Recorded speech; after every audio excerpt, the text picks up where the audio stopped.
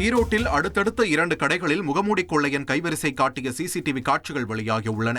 மூலப்பாளையத்தில் தர்மசிவன் என்பவருக்கு சொந்தமான எலக்ட்ரிக்கல் மற்றும் சிமெண்ட் விற்பனை கடையின் பின்பக்க மேற்கூரை வழியாக உள்ளே நுழைந்த முகமூடி கொள்ளையன் 20,000 ரூபாய் பணம் மற்றும் ஆவணங்களை கொள்ளையடித்துள்ளார்.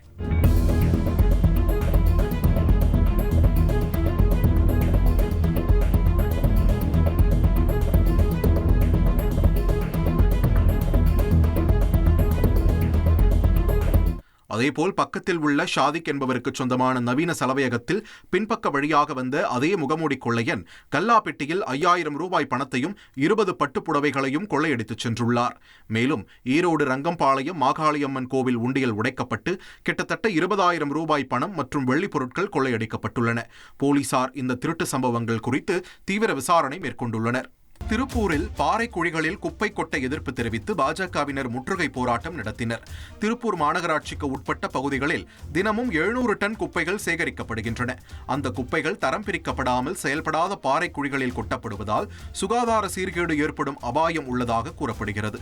இதனால் குப்பைகள் கொட்டப்படும் நெருப்பரிச்சல் பகுதியில் குவிந்த பாஜகவினர் முற்றுகை போராட்டத்தில் ஈடுபட்டனர். இதனையடுத்து ஏராளமான போலீசார் குவிக்கப்பட்டதால் நெருப்பரிச்சல் பகுதியில் பரபரப்பான சூழல் நிலவியது.